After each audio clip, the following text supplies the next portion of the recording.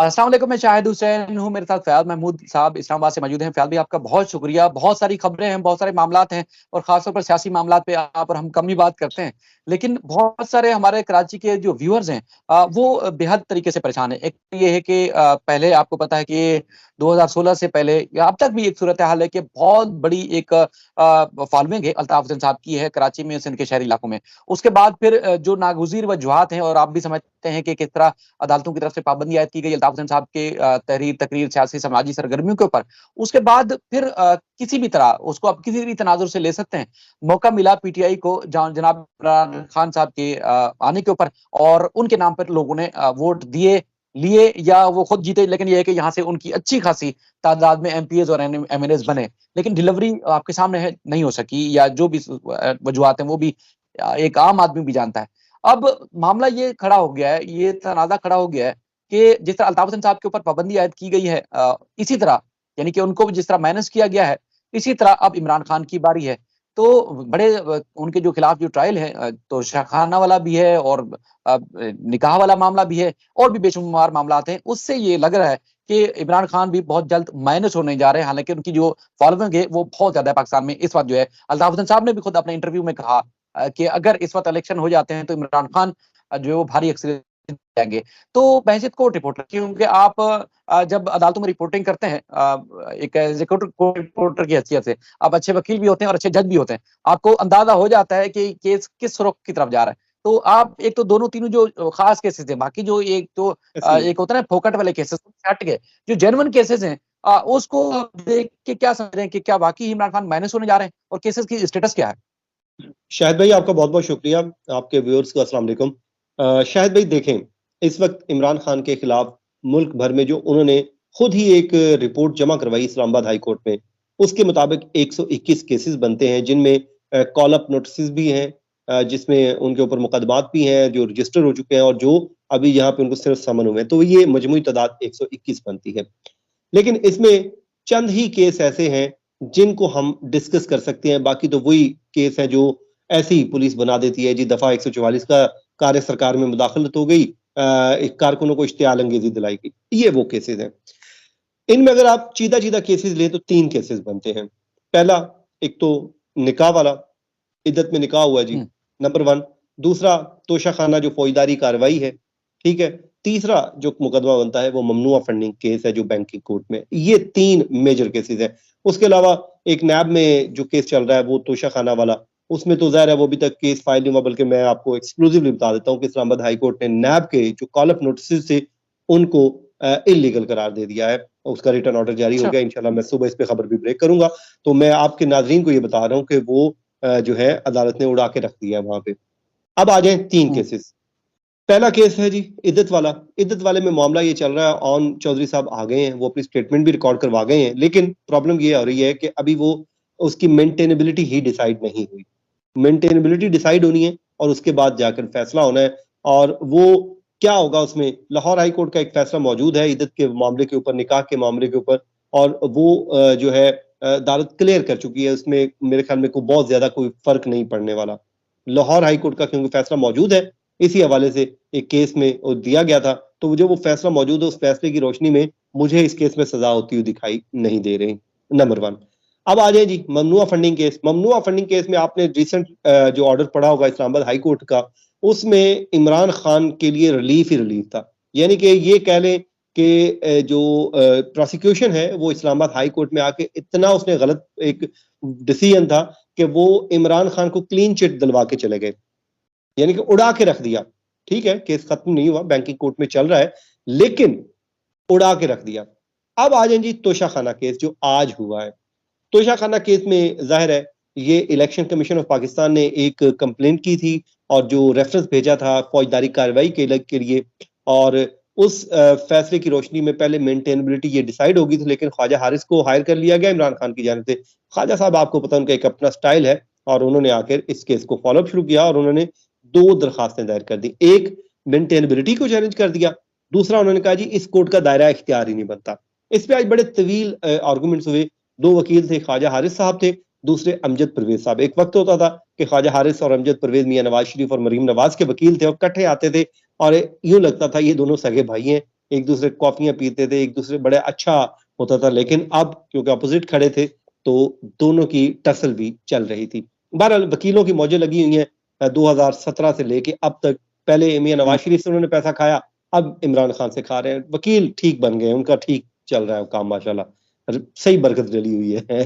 तो क्योंकि इस पे नवाज शरीफ भी कह चुके हैं कि जी इस पे तो हमारा करोड़ों रुपया फीसों की मद में गया। और कल मेरे ख्याल में पीटीआई के शायद इमरान खान साहब कह रहे थे या पीटीआई के लोग कह रहे थे कि इसमें हमारा भी करोड़ों रुपया जा रहा है वकला की वैसे फीसों की मद में।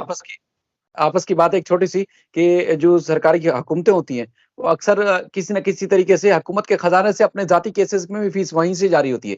और यानी सर जी कि ये खुद केस ठीक है, वो खुद नहीं करते देते। मैं बताता हूँ कैसे देते हैं। एक दफा याद है मुझे, मियाँ साहब यहीं पे थे हम, तो हम लोगों ने मुतालबा किया जी मियाँ साहब ये देखिए ना जुडिशल कॉम्प्लेक्स में आप आते हैं, यहाँ पे उनके पानी का कूलर भी नहीं है। तो उनके साथ वो तारिक फजल चौधरी साहब जा रहे थे, उन्होंने वो साथ वही थे, उनको कहा चौधरी साहब ये लगवाएं। अगले दिन चौधरी साहब पल्ले से लगवा रहे थे। तो ठीक है वो कहीं ना कहीं और से पूरा कर लेंगे।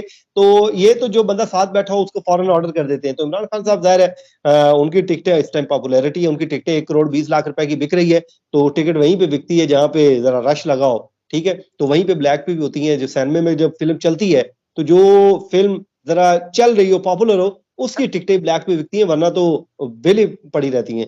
तो एनीवे जी वापस आते हैं हम अपने टॉपिक पे।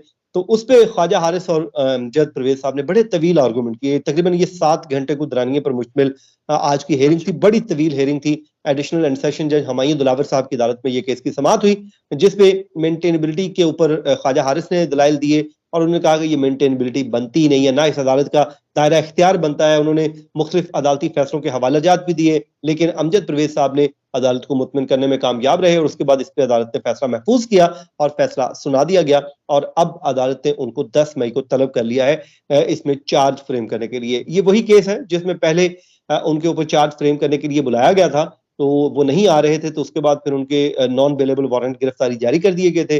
जब नॉन बेलेबल वारंट गिरफ्तारी जारी हुए, जफर इकबाल साहब थे जज उस टाइम, तो बाद में तब्दील कर दिया गया। तो ये जब जमान पार्क में पुलिस गई थी तामील करवाने, तो वहां पे मारा मारी हुई थी, मार कुटाई हुई थी एक वो। फिर उसके बाद जब इमरान खान आए तो जुडिशल कॉम्प्लेक्स में स्पेशल कोर्ट लगी, और वो भी दिन बड़ा सख्त दिन था कि उस पर भी पुलिस और कारकुनों की लड़ाई, आपस में आंसू गैस। जिसके बाद सदीक जान जिस मुकदमे में गिरफ्तार हुआ वो उसी दिन के हवाले से गिरफ्तार हुआ था। इसके अलावा इमरान खान पे जुडिशल कॉम्प्लेक्स पे हमले का मुकदमा भी उसी दिन के हवाले से बना कि जी आपने तोड़ फोड़ की अपने कारकुनों को लेके आए। तो खैर अब 10 मई को बड़ी अहम होगी समाअत, लेकिन उससे कबल जो मेरे पास इंफॉर्मेशन ये है कि पाकिस्तान तहरीक इंसाफ इस्लामाबाद हाई कोर्ट आ रही है और इस फैसले को चैलेंज करने जा रही है, क्योंकि इमरान खान का कोई इरादा नहीं है कैफेट कचहरी में जाने का। वो कहते हैं कि हम नहीं जाएंगे, जो मर्जी हो जाए। और इसलिए वो कहते हैं कि हमें वहां पे खतरा है। और वो अब तो उनके पास एक बड़ी एग्जाम्पल भी है कि पिछले दिनों में आपको याद होगा कि एक मुलजिम हथकड़ियों में उसे गोली मारकर कत्ल कर दिया गया। उस पर इमरान खान और उनके वकला कहते हैं देखें जी वहां पे तो ये हालात हैं, तो हम कैसे जा सकते हैं।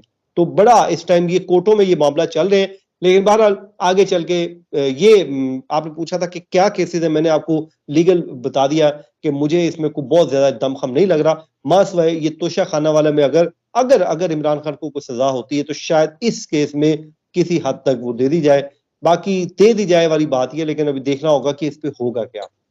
एक चीज थोड़ा फरमाइएगा, जैसे आप बता रहे थे कि इस्लामाबाद हाई कोर्ट ने जो कॉल ऑफ नोटिस से उनको गैर कानूनी करार दे दिया, तोशा खाना वाला ही केस था शायद जिसका आप तस्करा कर रहे थे। जी वो तो नैब फिर की कार्रवाई जो उसमें चल रही है।